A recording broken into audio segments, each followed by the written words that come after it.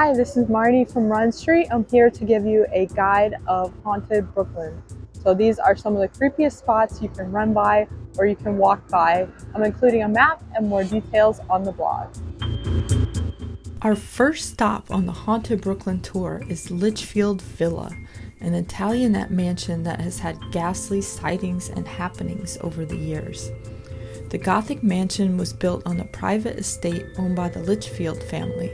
It was built from 1854 to 1857. One of the biggest stories of supernatural events at Litchfield centers on a seance gone terribly wrong. Margaret Cahill, a friend of the Litchfields, arranged for seances at their home to try to bring back her dead son from the Civil War. One of the seances went awry, however, as demons were said to enter the home. The lights flickered and the home shook, and two of the participants ran out of the villa screaming in horror.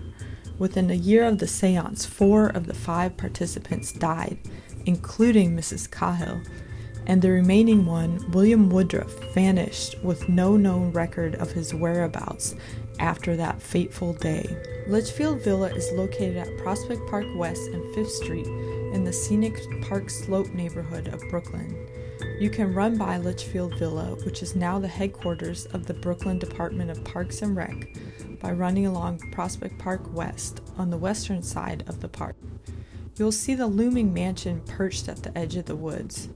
You can run or walk around the perimeter of the villa and then head into the park to run on the main loop, or stroll along the nearby brownstone-lined streets of Park Slope.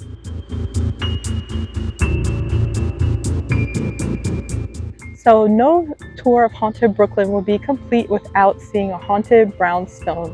Now we're going to check out 455A Sackett Street, which is said to be haunted by many families who have lived there over the years. According to one former inhabitant, when she lived there, her friend saw a boy crying in the mirror one night, and he was dressed in rags and old-style clothing. And later, she found out that a boy had died in a fire in the house. After a series of strange events, her family moved out quickly. The family that moved in after them found the body of a dead boy in the wall of the basement when they were renovating. So you can run by 455A Sackett Street and check it out for yourself. It's between Hoyt and Bond in Carroll Gardens.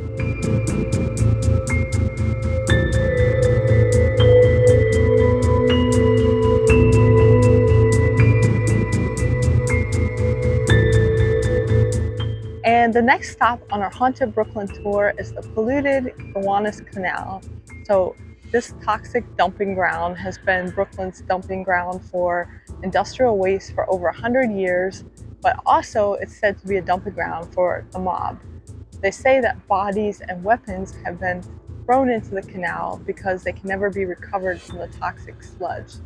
Even though the canal is being cleaned up, it's a long process and it still smells. So if you run by here, just beware of the smell and look for the Whole Foods on 3rd Street in Gowanus, and that will take you over the canal.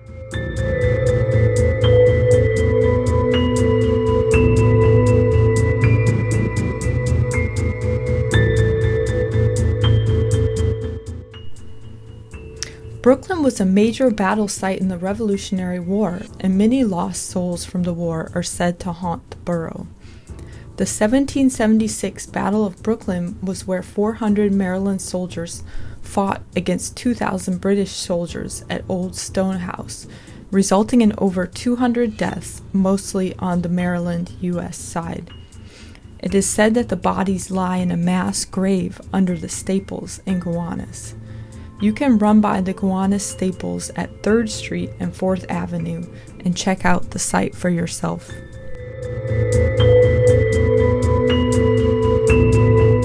The Brooklyn Bridge has a storied history, including ghosts, aliens, and lots of bodies. The bridge was constructed from 1869 to 1883 to connect Brooklyn and Manhattan. The construction and opening of the bridge left a slew of bodies in its wake. There's no record of the exact amount of workers killed during the bridge's construction, but estimates range from 21 to 40 people killed, including the designer of the bridge.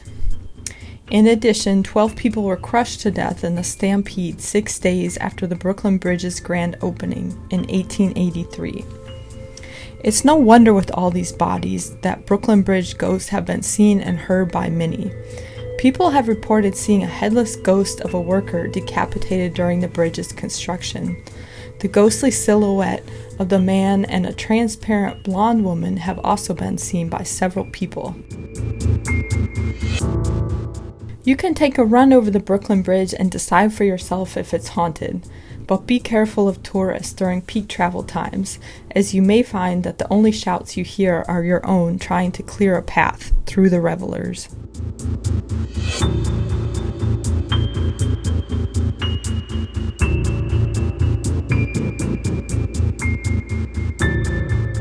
Thanks for coming along on our Haunted Brooklyn tour.